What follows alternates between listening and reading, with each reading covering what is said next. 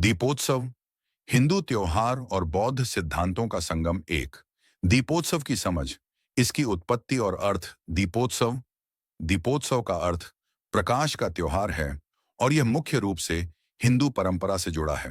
विशेष रूप से दीपावली के अवसर पर मनाया जाता है। यह दियों के जलने के साथ मनाया जाता है, जो अज्ञानता, अंधकार को ज्ञान, प्रकाश से दूर करने का प्रतीक है। यह त्योहार सामूहिक आनंद, दयालुता और साझा करने की भावना को बढ़ावा देता है, जो कई बौद्ध शिक्षाओं के साथ मेल खाता है। दीपावली से ऐतिहासिक संबंध। दीपावली भगवान राम के अयोध्या लौटने का प्रतीक है, जो अच्छाई की बुराई पर विजय का प्रतीक है।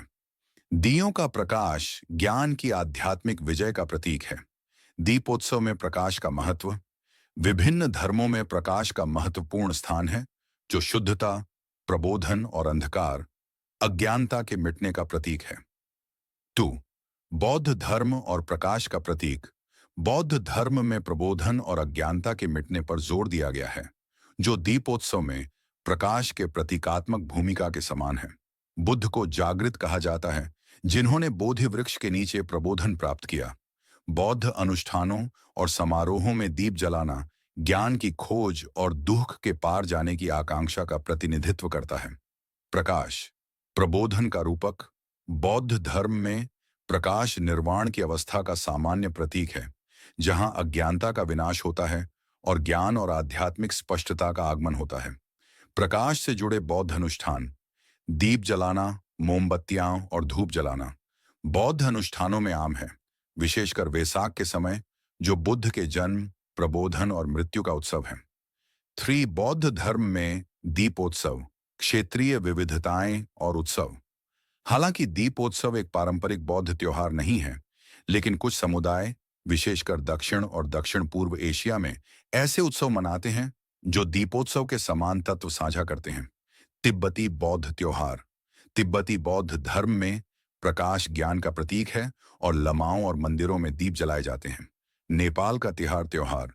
नेपाल का त्योहार, जो नेपाल का दीपावली संस्करण भी है, दीप जलाने में शामिल है, जो दीपोत्सव के समान है और इसे नेपाल में हिंदू और बौद्ध दोनों द्वारा मनाया जाता है। यहाँ बौद्ध समुदाय दीप जलाकर अपने घरों और मंदिरों को सजाते हैं, जो दिवाली की भावना को बौद्ध मूल्यों के साथ जोड़ता है। 4.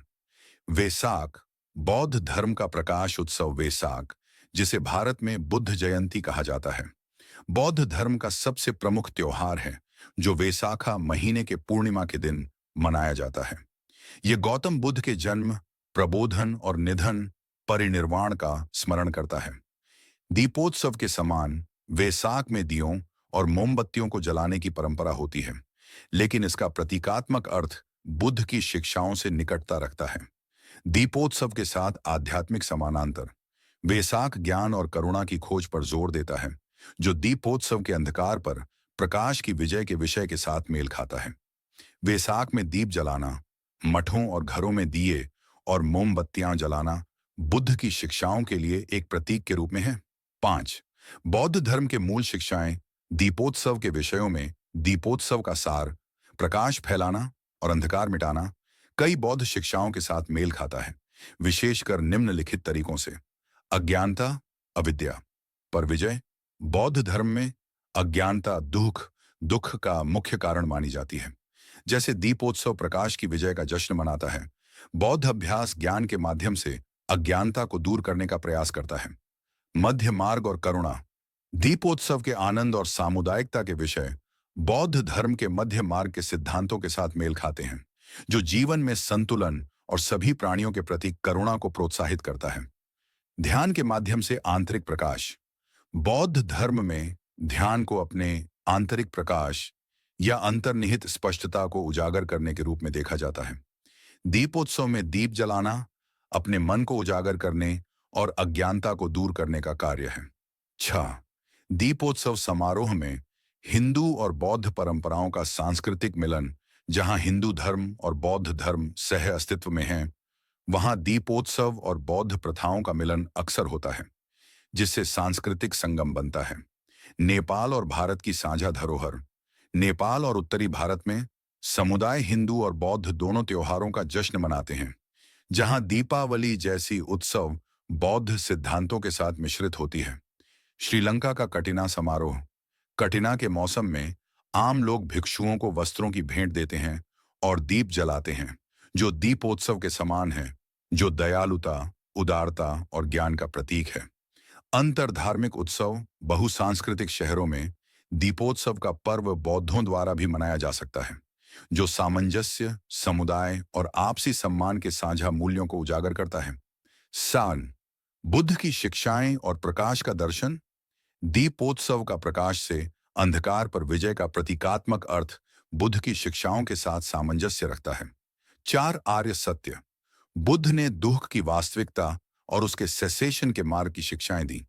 प्रतीकात्मक रूप से प्रत्येक दिया दुह के मूल कारणों को समझने और उनसे निपटने की दिशा में एक कदम का प्रतिनिधित्व करता है। आर्य 8 फोल्ड मार्ग। मार्ग के प्रत्येक 8 सिद्धांत को एक प्रकाश के रूप में देखा जा सकता है, जो अनुयायियों को धूप से दूर ले जाकर प्रबोधन की ओर मार्गदर्शन करता है। करुणा, करुणा और मैत्री, प्रेमपूर्ण मित्रता। ये बौद्ध मूल्य दीपोत्सव की दयालुता और भलाई के उत्सव के साथ मेल खाते हैं, जो साधकों को दूसरों के प्रति सकारात्मकता और प्रकाश फैलाने के लिए प्रेरित करते हैं।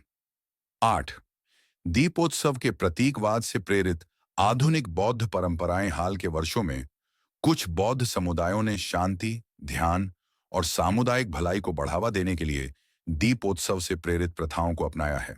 ध्यान और जागरूकता कार्यक्रम। बौद्ध संगठन दीपोत्सव के समय विशेष ध्यान कार्यक्रम आयोजित कर सकते हैं, जो प्रकाश को जागरूकता के प्रतीक के रूप में प्रस्तुत करते हैं। समुदाय सेवा और दयालुता के कार्य। कई बौद्ध समूह अनुयायियों को दीपोत्सव के दौरान दया के कार्यों में भाग लेने के लिए प्रेरित करते हैं, जैसे जरूरतमंदों को भोजन देना, चैरिटी में दान करना या शांति रैलियों में भाग लेना।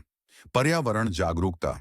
आधुनिक बौद्ध दृष्टिकोण में दीपोत्सव के दौरान पर्यावरण के अनुकूल प्रथाओं पर जोर दिया जाता है, जैसे जैविक दियों का उपयोग, जो धरती के प्रति प्रतिबद्धता को दर्शाते हैं। 9 दीपोत्सव के प्रतीकों का बौद्ध कला और वास्तुकला पर प्रभाव। सुपा और मंडल प्रबोधन के प्रतीक। सुपा, जो बौद्ध वास्तुकला की महत्वपूर्ण संरचना है, अक्सर ऐसे डिजाइन में होती है जो प्रबोधन की यात्रा का प्रतीक होती है, ठीक जैसे दीपोत्सव का प्रकाश। मंदिरों और मठों में प्रकाश का प्रतीकात्मक उपयोग। कई बौद्ध मंदिरों में दीप और रोशनी का उपयोग प्रतीकात्मक भेंट के रूप में किया जाता है, जो दीपोत्सव के दियों के समान है